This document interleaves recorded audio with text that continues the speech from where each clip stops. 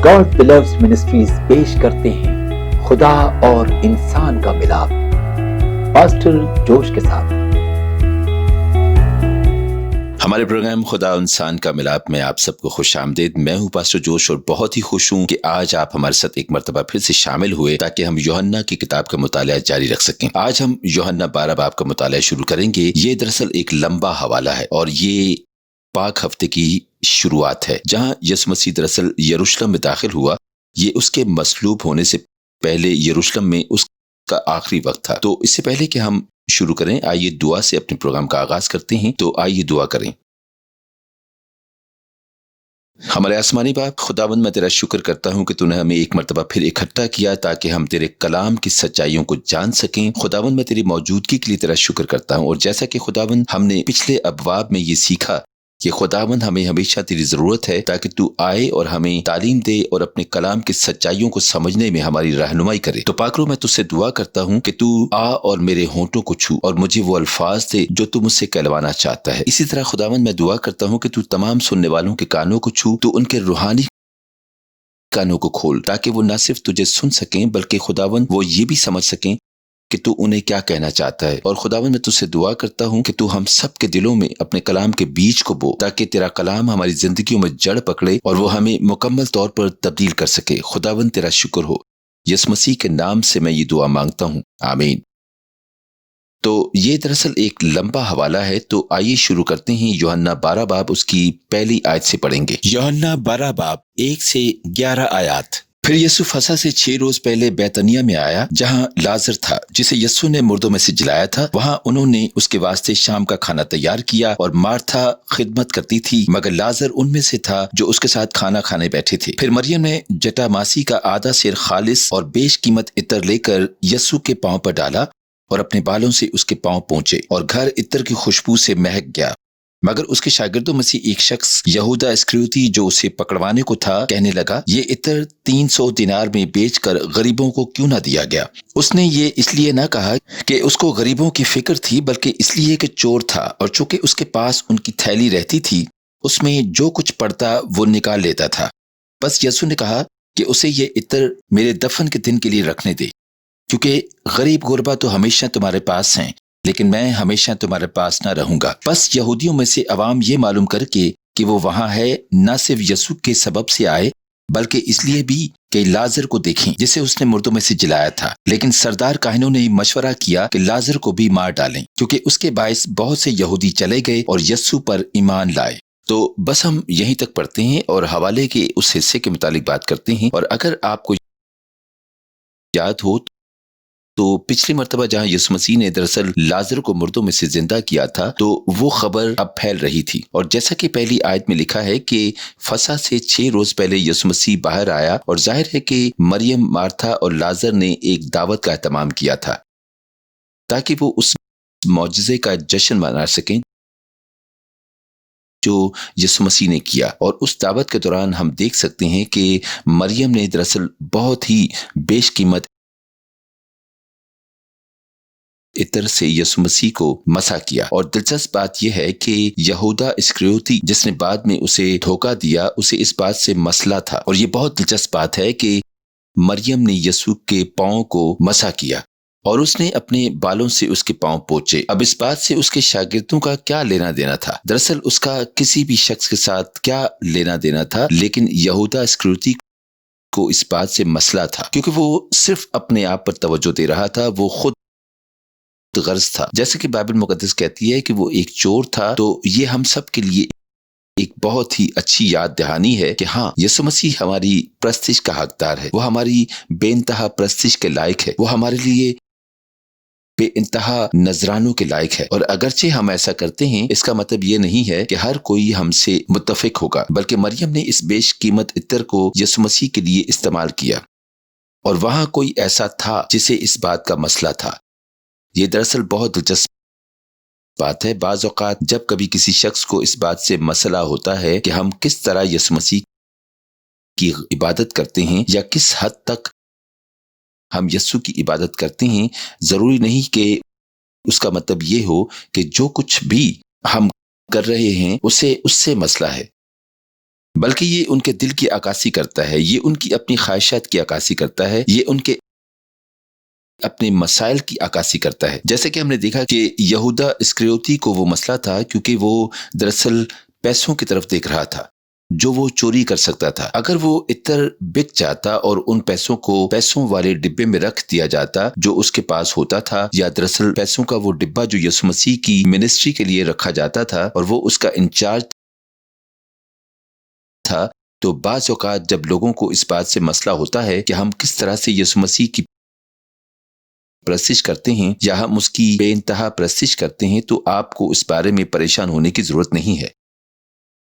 کچھ ایسے لوگ بھی ہوتے ہیں جو ہمیشہ ہمارے ہر کام کو برا بھلا کہتے ہیں، یا ہم کس طرح یسوع کی عبادت کرتے ہیں۔ بعض اوقات یہ ہمیں ان کے مسائل ظاہر کرتا ہے، یہ ان کی حالت ظاہر کرتا ہے اور ان کے اپنے دل کو ظاہر کرتا ہے۔ پھر یہ اس کے متعلق بات کرتا ہے کہ ہم غلط طرح سے یسوع مسیح کی عبادت کرتے ہیں۔ اور ایک دلچسپ بات یہ ہے کہ میں اس نقطے کو واضح کرنا چاہوں گا کہ یہودا کے پاس پیسوں کا ڈبہ ہے، اور دراصل یسوع مسیح یہ جانتا تھا کہ یہودا ایک چور ہے اور یہودا اس کو دھوکہ دے گا، اور پھر بھی یسوع مسیح نے اسے پیسوں کا انچارج بننے دیا۔ اس نے دراصل اس کو خود یہ موقع فراہم کیا کہ وہ منسٹری میں سے پیسے چوری کرے۔ پیسوں کا یہ ڈبہ دراصل یسوع مسیح کی منسٹری کے لیے ہے، یہ یسوع مسیح کے لیے ہے۔ جب وہ اپنے شاگردوں کو مختلف جگہوں پر لے کر جاتا ہے اور لوگ دراصل پیسے دیتے ہیں تاکہ یسوع مسیح منسٹری کے لیے اپنی خدمت جاری رکھ سکے، اور پھر بھی یسوع مسیح نے ایک نامور چور کو یہ اجازت دی، جبکہ یسوع مسیح جانتا تھا کہ وہ ایک چور ہے، تو بھی اسے اجازت دی کہ وہ پیسے کے ڈبے کا انچارج بن جائے۔ یہ دراصل اس بھروسے کی عکاسی کر رہا ہے جو یسوع مسیح کو اس پر تھا، اور یسوع کی جو یہودا کے لیے خواہش تھی کہ وہ اپنی جسمانی خواہش پر غالب آئے جو کہ چوری کرنا ہے۔ یسوع مسیح نے یہودا کو یہ اہم کام دیا کہ وہ پیسے کے ڈبے کا خیال رکھے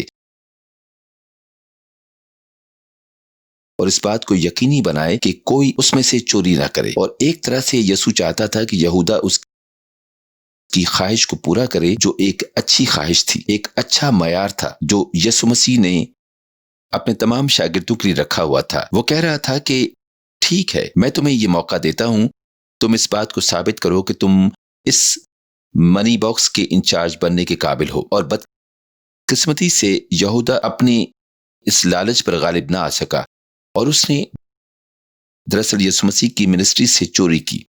اور میں اپنے حوالے میں اس نقطے کو واضح کرنا چاہوں گا کہ سردار کاہنوں کا رد عمل بھی بہت دلچسپ ہے۔ جیسے کہ میں نے پچھلی مرتبہ کہا تھا کہ وہ یسوع مسیح کے اس قدر خلاف تھے کہ اتنا حیرت انگیز معجزہ جس میں ایک مردے کو زندہ کیا گیا، اس معجزے کا بھی ان پر کوئی اثر نہ ہوا، اور اس معجزے نے ان کی اصل رائے کو تبدیل نہ کیا یا انہیں یسوع کی پیروی کرنے پر مجبور نہ کیا، بلکہ نہ صرف یسوع مسیح سے اس کا بدلہ لینا چاہتے تھے بلکہ وہ لازر سے بھی اس بات کا بدلہ لینا چاہتے تھے کیونکہ لوگ انہیں چھوڑ رہے تھے اور یسوع مسیح کی پیروی کر رہے تھے۔ آپ یہ دیکھ سکتے ہیں کہ وہ کس قدر گمراہ اور اندھے تھے کہ انہوں نے ایک حیرت انگیز معجزہ دیکھا اور پھر بھی انہوں نے اس سے منہ موڑ لیا۔ انہوں نے اس معجزے کو نظر انداز کر دیا اور یسوع مسیح کے خلاف ہو گئے، اور نہ صرف یہ بلکہ وہ لازر سے بھی جان چھڑوانا چاہتے تھے کیونکہ وہ اس معجزے کو نہیں مانتے تھے۔ تو یہ بہت افسوسناک ہے کیونکہ یہ ہمیں انسانی دل کے متعلق بتاتا ہے، یہ انسان کے خود غرضی کی عکاسی کرتا ہے۔ یہ خدا کا اصل مقصد نہیں تھا، اور یہ وہ دل نہیں ہے جو گناہ کے ہمارے اندر داخل ہونے سے پہلے تھا، لیکن ایک مرتبہ جب گناہ ہمارے اندر آیا اس نے ہمیں اس قدر اندھا کر دیا کہ ہم خود غرض ہو گئے۔ یا تو ہم یہودا کی طرح خود غرض ہو گئے تھے جو منسٹری سے چوری کرتا تھا، یا ہم فریسیوں اور دراصل سردار کاہنوں کی طرح خود غرض ہو گئے جو اپنے عہدے کی زیادہ فکر کرتے تھے اور جو اس بات سے پریشان تھے کہ لوگ انہیں چھوڑ رہے ہیں اور وہ یسوع کے متعلق بات کر رہے ہیں اور یسوع کی پیروی کر رہے ہیں، اسی لیے وہ یسوع مسیح سے جان چھڑوانا چاہتے تھے، اور نہ صرف یسوع بلکہ لازر سے بھی۔ تو یہ ہمیں انسانوں کے اندر کے اندھیرے کے متعلق بتاتا ہے، یہ ہمیں ان لوگوں کے دلوں کے اندر چھپے اندھیرے کو دکھاتا ہے جو یسوع مسیح کو نہیں جانتے، جو خود غرض ہیں، وہ اپنے خود کے بارے میں زیادہ فکر مند ہیں۔ یہاں ہم حسد کو دیکھ سکتے ہیں، خود غرضی اور ان تمام چیزوں کو دیکھ سکتے ہیں۔ تو اگر ہم انجیل کی منادی کرتے ہیں اور جب ہم خداوند کے حضور بے انتہا نذرانے اور قربانیاں پیش کرتے ہیں تو ہمارے خلاف ہمیشہ ایک آواز اٹھے گی، ہمیشہ ایسی آوازیں ہوں گی جو ہم سے یہ سوال کریں گی کہ ہم کیا کر رہے ہیں۔ اس کے متعلق پریشان ہونے کی ضرورت نہیں ہے، کیونکہ بعض اوقات یہ کسی شخص کے دل کی عکاسی کرتا ہے اور پھر یہ ہمیں یہ دکھاتا ہے کہ ہم جو کر رہے ہیں وہ صحیح ہے یا غلط۔ لیکن آئیے ہم آگے چلتے ہیں اور 12 آیت سے پڑھیں گے۔ یوحنا 12 باب 12 سے 19 آیات۔ دوسرے دن بہت سے لوگوں نے جو عید میں آئے تھے یہ سن کر کہ یسوع یروشلم میں آتا ہے، کھجور کی ڈالیاں لیں اور اس کے استقبال کو نکل کر پکارنے لگے کہ ہوشانا، مبارک ہے وہ جو خداوند کے نام سے آتا ہے اور اسرائیل کا بادشاہ ہے۔ جب یسوع کو گدھے کا بچہ ملا تو اس پر سوار ہوا، جیسا کہ لکھا ہے کہ اے سیون کی بیٹی مت ڈر، دیکھ تیرا بادشاہ گدھے کے بچے پر سوار ہوا آتا ہے۔ اس کے شاگرد پہلے تو یہ باتیں نہ سمجھے، لیکن جب یسوع اپنے جلال کو پہنچا تو ان کو یاد آیا کہ یہ باتیں اس کے حق میں لکھی ہوئی تھیں اور لوگوں نے اس کے ساتھ یہ سلوک کیا تھا۔ بس ان لوگوں نے گواہی دی جو اس وقت اس کے ساتھ تھے جب اس نے لازر کو قبر سے باہر بلایا اور مردوں میں سے جلایا تھا۔ اسی سبب سے لوگ اس کے استقبال کو نکلے کہ انہوں نے سنا تھا کہ اس نے یہ معجزہ دکھایا ہے۔ بس فریسیوں نے آپس میں کہا، سوچو تو تم سے کچھ نہیں بن پڑا، دیکھو جہان اس کا پیرو ہو چلا۔ اب بس ہم یہیں تک پڑھتے ہیں اور اس دوسرے حوالے کے متعلق بات کرتے ہیں، اور میں 16 آیت کو واضح کرنا چاہوں گا جہاں وہ کہتا ہے کہ اس کے شاگرد پہلے تو یہ باتیں نہ سمجھے۔ اب یسوع مسیح دراصل اگر ہم دوسری انجیل کی طرف دیکھیں تو ہم یہ دیکھ سکتے ہیں کہ اس نے کسی مقصد کے تحت اپنے شاگردوں کو بھیجا کہ وہ جا کر گدھے کا بچہ لے کر آئیں اور وہ بادشاہ کے متعلق اس نبوت کو پورا کریں کہ ایک بادشاہ گدھے کے بچے پر سوار ہو کر یروشلم میں داخل ہوگا۔ لیکن شاگردوں کو دراصل یہ معلوم نہیں تھا کہ وہ کیا کر رہے ہیں۔ تو جب وہ یہ کہہ رہے تھے ہوشانا، جب انہوں نے ڈالیاں لیں اور جب وہ پرانے عہد نامے کا حوالہ دے رہے تھے تو وہ یہ نہیں جانتے تھے کہ وہ دراصل اس نبوت کو پورا کر رہے ہیں۔ تو بعض اوقات یسوع مسیح خود نبوت کو پورا کرتا ہے جہاں وہ اپنی مرضی سے جاتا ہے تاکہ وہ چیزوں کو ٹھیک کر سکے اور اس بات کو یقینی بنا سکے کہ اس کے مقصد کی تکمیل ہو گئی ہے۔ دوسری طرف نبوت پوری ہوتی ہے، اگرچہ وہ لوگ جو اسے پورا کرتے ہیں وہ یہ بات نہیں سمجھ پاتے کہ وہ کیا کر رہے ہیں، لیکن پھر بھی وہ نبوت پوری ہوتی ہے کیونکہ خداوند کے پاس اختیار ہے۔ خداوند اس بات کو یقینی بناتا ہے کہ اس کے الفاظ جو کچھ بھی وہ کہتا ہے وہ پورا ہو۔ اگرچہ شاگردوں کو یہ نہیں پتا تھا کہ وہ کیا کر رہے ہیں، اور نہ صرف شاگرد بلکہ لوگوں کو بھی یہ معلوم نہ تھا کہ وہ کیا کر رہے ہیں۔ جن لوگوں نے کھجور کے درخت کی ڈالیاں لیں وہ یہ نہیں جانتے تھے کہ وہ کیا کر رہے ہیں، لیکن خداوند پھر بھی اپنے لفظوں کو پورا کرتا ہے۔ تو یہ ہم تمام مسیحیوں کے لیے ایک حوصلہ افزائی ہے کہ جو نبوتی کلام خدا کی طرف سے ہوتا ہے ہمیں معلوم ہونا چاہیے کہ خداوند اسے پورا کرے گا، اور ہمیں پاک روح سے یہ پوچھنا چاہیے کہ ہمیں کیا کرنا ہے تاکہ ہم خداوند کے کلام کو پورا کرنے کے لیے تیار رہ سکیں۔ تو ہمیں کسی بھی نبوت کو پورا کرنے کے لیے بہت زیادہ محنت کرنے کی ضرورت نہیں ہے، یا یہ کوشش کرنے کی ضرورت نہیں ہے کہ وہ نبوت سچ ہو جائے۔ ہمیں انتظار کرنا چاہیے اور خداوند کو اپنا کام کرنے دینا چاہیے، لیکن اس سارے وقت کے دوران ہمیں قدم با قدم پاک روح کی پیروی کرنی چاہیے اور دیکھنا چاہیے کہ اس نبوت کو پورا کرنے کے لیے وہ ہم سے کیا کروانا چاہتا ہے۔ مجھے ایک مثال استعمال کرنے دیں، شاید اس سے سمجھنا آسان ہو جائے۔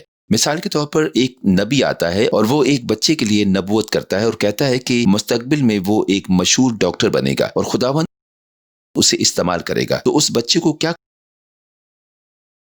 کرنا چاہیے؟ کیا اسے جا کر اچھے اساتذہ ڈھونڈنے چاہیے؟ کیا اسے اچھے میڈیکل سکولز ڈھونڈنے چاہیے؟ کیا اسے بہترین تربیت حاصل کرنی چاہیے تاکہ وہ اس نبوت کو پورا کر سکے؟ ہمیں کسی بھی نبوتی کام کو جو خداوند ہمیں دیتا ہے جسمانی طور پر پورا کرتے وقت محتاط رہنا چاہیے، بلکہ اس بچے کو یہ کرنا چاہیے کہ اسے خداوند سے دعا کرنی چاہیے اور اس سے پوچھنا چاہیے کہ وہ کون سے اقدامات ہیں جو تو چاہتا ہے کہ میں کروں۔ اور اسے سب سے اچھے میڈیکل سکولز میں جانے کی کوشش نہیں کرنی چاہیے. اسے سب سے اچھے ڈاکٹر جو بہت اچھا علاج کرتا ہے اس کا شاگرد بننے کی کوشش نہیں کرنی چاہیے، بلکہ اسے انتظار کرنا چاہیے اور خداوند کو اپنا کام کرنے دینا چاہیے تاکہ وہ اپنے کلام کو پورا کر سکے. لیکن اس وقت کے دوران اسے اپنا وقت ضائع نہیں کرنا چاہیے، بلکہ اسے پاک روح کی بھرپور طور پر پیروی کرنی چاہیے اور دیکھنا چاہیے کہ کیا پاک روح واقعی اسے اس اسکول جانے کی تاکید کر رہا ہے، کہ پاک روح واقعی اسے اسکول جانے کی تاکید کر رہا ہے یا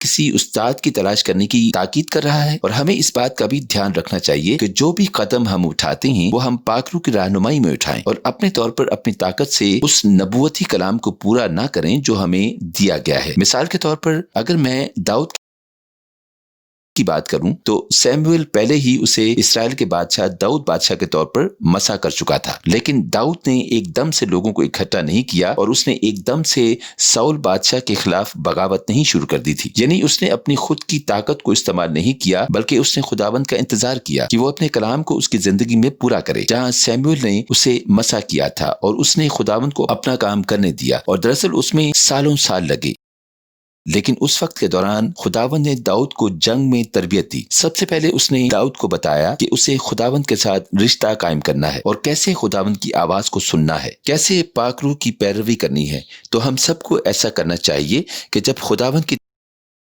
طرف سے نبوت ہوتی ہے تو ہمیں اس کے لیے خداوند کا شکر ادا کرنا چاہیے اور ہمیں اسے ایک مقصد کے طور پر لینا چاہیے. لیکن اس کو پورا کرنے کے لیے ہمیں اپنے طور پر کوشش نہیں کرنی چاہیے کہ بس یہ ہو جائے، بلکہ ہمیں خداوند کو اپنی رہنمائی اور قیادت کرنے دینی چاہیے. تو آئیے یوحنا 12 باب اس کی 20 آیت کی طرف چلتے ہیں. یوحنا 12 باب 20 سے 26 آیات. جو لوگ عید میں پرستش کرنے آئے تھے ان میں بعض یونانی تھے، بس انہوں نے فلپس کے پاس جو بیت سیدائی گلیل کا تھا آ کر اس سے درخواست کی کہ جناب ہم یسوع کو دیکھنا چاہتے ہیں. فلپس نے آ کر اندریاس سے کہا، پھر اندریاس اور فلپس نے آ کر یسوع کو خبر دی. یسوع نے جواب میں ان سے کہا، وہ وقت آ گیا کہ ابن آدم جلال پائے. میں تم سے سچ کہتا ہوں کہ جب تک گیہوں کا دانہ زمین میں گر کر مر نہیں جاتا اکیلا رہتا ہے، لیکن جب مر جاتا ہے تو بہت سا پھل لاتا ہے. جو اپنی جان کو عزیز رکھتا ہے وہ اسے کھو دیتا ہے، اور جو دنیا میں اپنی جان سے عداوت رکھتا ہے وہ اسے ہمیشہ کی زندگی کے لیے محفوظ رکھے گا. اگر کوئی شخص میری خدمت کرے تو میرے پیچھے ہو لے، اور جہاں میں ہوں وہاں میرا خادم بھی ہوگا. اگر کوئی میری خدمت کرے تو باپ اس کی عزت کرے گا. بس ہم یہیں تک پڑھتے ہیں اور اس حوالے کے متعلق بات کرتے ہیں. تو ظاہر ہے کہ یہ ایک بڑی تقریب تھی اور وہاں کچھ یونانی بھی تھے، کچھ غیر یہودی لوگ بھی تھے جو وہاں خداوند کی پرستش کر رہے تھے اور وہ یسوع مسیح سے ملنا چاہتے تھے. تو اس کے شاگرد فلپس کے پاس گئے اور فلپس اندریاس کے پاس گیا اور وہ دونوں مل کر یسوع مسیح سے بات کرنے کے لیے گئے. لیکن غور کریں کہ یسوع مسیح نے کیا کہا. اس نے کہا کہ وہ وقت آ گیا کہ ابن آدم جلال پائے. تو یسوع مسیح دراصل یونانیوں سے نہیں ملا، بلکہ وہ اس مقصد پر اپنی توجہ مرکوز کر رہا تھا جس کو پورا کرنے کے لیے خداوند نے اسے بھیجا تھا. وہ اس کام کو پورا کرنے میں مصروف تھا جس کے لیے خدا نے اسے بھیجا تھا، جو کہ تمام دنیا کے لیے اپنی جان دینا تھا. اور وہ کسی بھی چیز سے مشغول نہیں ہونا چاہتا تھا.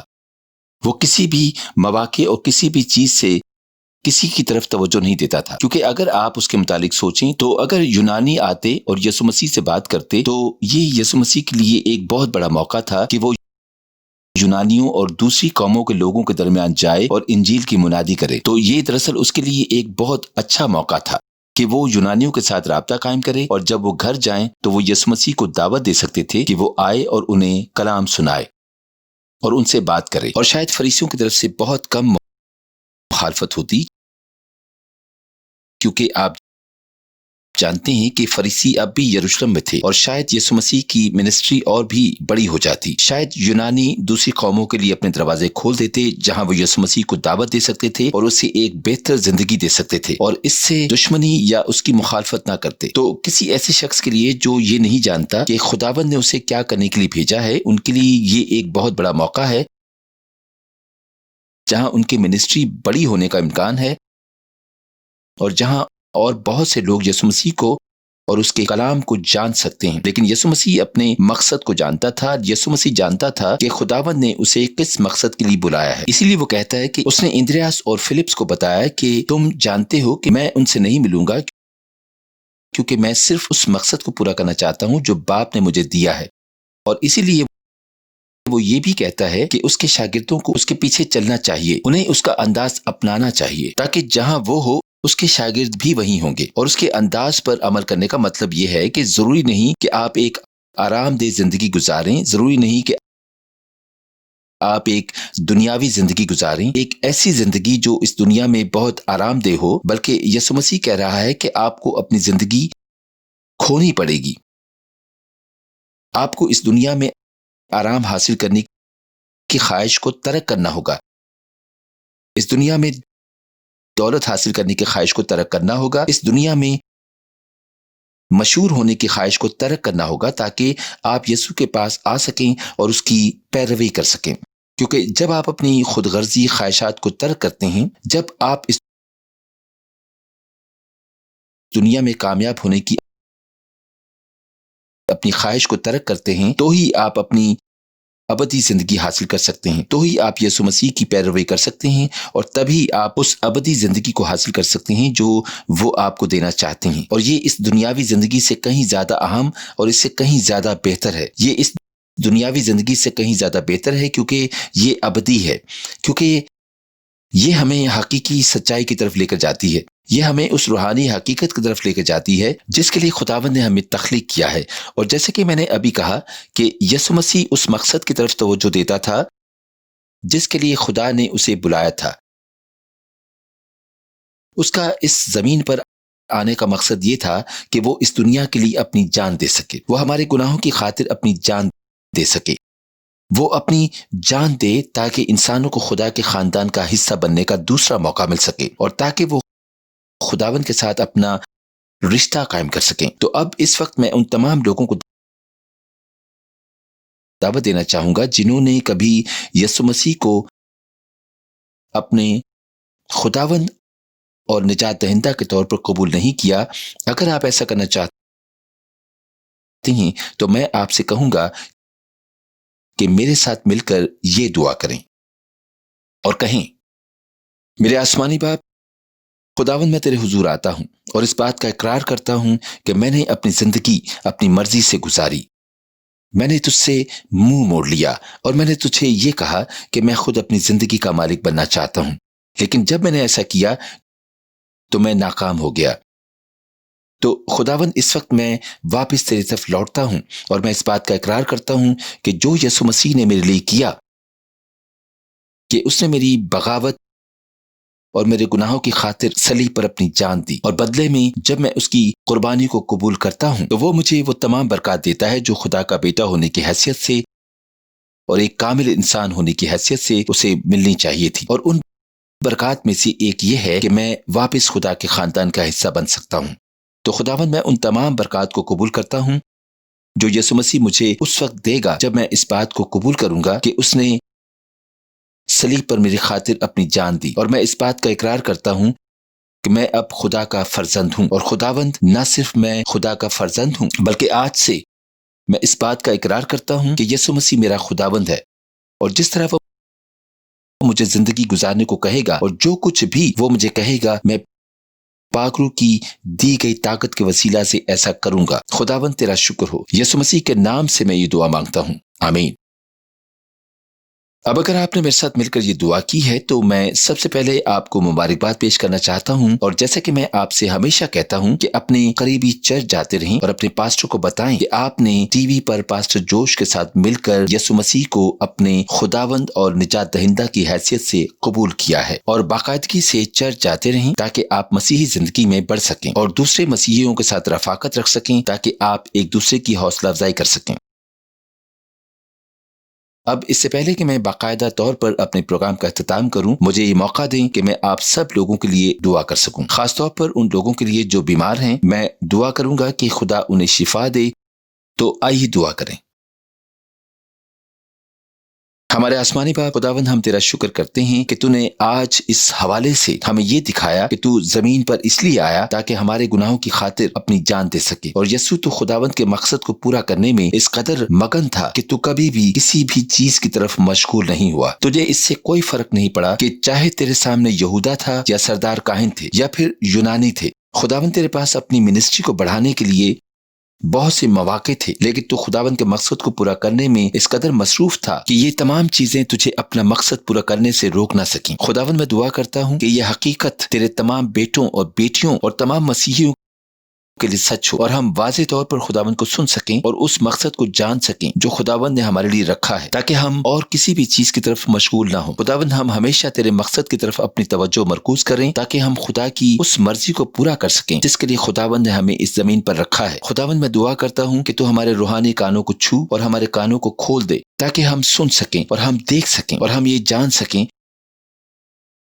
کہ خداوند نے ہماری زندگیوں کے لیے کیا منصوبہ رکھا ہے، اور خداوند فضل دے کہ ہم دن بہ دن پاک روح کی رہنمائی اور اس کی قیادت میں بڑھ سکیں اور تیرے اس منصوبے کو پورا کر سکیں جو تو نے ہمارے لیے رکھا ہے۔ خداوند، تیرا شکر ہو۔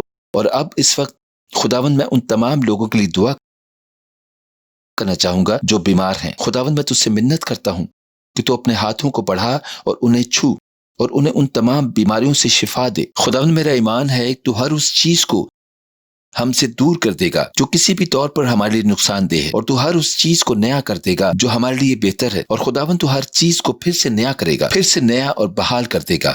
خداوند، تیرا شکر ہو۔ اب میں آپ کے ذہنوں، آپ کی روحوں اور آپ کے جسموں کو یہ حکم دیتا ہوں کہ یسوع کے نام سے شفا پائیں۔ خداوند، تیرا شکر ہو کہ تو انہیں شفا دے رہا ہے اور تو اپنی مرضی کو ان کی زندگی میں پورا کر رہا ہے۔ اسی طرح خداوند، میں اب ان لوگوں کے لیے بھی دعا کرنا چاہتا ہوں جن کی زندگی مشکلات سے گھری ہوئی ہے۔ خداوند، میں دعا کرتا ہوں کہ وہ تیری قدرت والے ہاتھ کو آسمان پر سے بڑھتا ہوا دیکھیں تاکہ وہ انہیں ان تمام مشکلات سے آزاد کر سکے جو انہوں نے خود اپنے لیے بنائی ہیں اور جن سے وہ گھرے ہوئے ہیں، اور خداوند تو انہیں ایک مضبوط چٹان پر رکھ جو یسوع مسیح ہے۔ خداوند، فضل دے کہ وہ یسوع مسیح کو اپنی زندگی کی بنیاد بنا سکیں اور یسوع کو اپنے خداوند اور نجات دہندہ کے طور پر تسلیم کریں۔ وہ اب اپنی زندگی اپنے طور پر نہیں گزاریں گے، بلکہ یسوع مسیح تو ان کا خداوند اور نجات دہندہ ہوگا، اور خداوند انہیں یہ فضل بخش کہ وہ خداوند کو آتا ہوا اور انہیں بچاتا ہوا دیکھ سکیں تاکہ ان کی زندگیوں میں گواہی جنم لے سکے اور وہ تیرے گواہ بن سکیں اور دوسروں کو یہ بتا سکیں کہ تو کس قدر بھلا اور قدرت والا خدا ہے۔ خداوند، تیرا شکر ہو، اور خداوند، ہم سارا جلال اور ساری عزت اور ساری تعظیم تجھ مسیحا کو دیتے ہیں۔ خداوند، تیرا شکر ہو۔ یسوع مسیح کے نام سے میں یہ دعا مانگتا ہوں، آمین۔ ہمارے پروگرام خدا اور انسان کا ملاپ میں شامل ہونے کا شکریہ۔ اگر آپ نے پاسٹر جوش کے ساتھ مل کے دعا کی ہے اور یسوع مسیح کو اپنے خدا اور نجات دہندہ کی حیثیت سے قبول کیا ہے، تو میں آپ سے درخواست کرتا ہوں کہ اپنے قریبی چرچ جائیں تاکہ آپ یسوع مسیح کے متعلق مزید جان سکیں اور اس میں بڑھ سکیں۔ اگر پاسٹر جوش کے ساتھ دعا کرنے کے بعد خداوند نے آپ کو کسی بھی بیماری سے شفا دی ہے تو برائے مہربانی اس چینل سے رابطہ کریں اور اپنی گواہی کو ان کے ساتھ بانٹیں۔ آپ کی گواہیاں دوسرے لوگوں کی حوصلہ افزائی کریں گی اور ان سے یسوع مسیح جو ہمارا نجات دہندہ ہے اس کے نام کو عزت و جلال ملے گا۔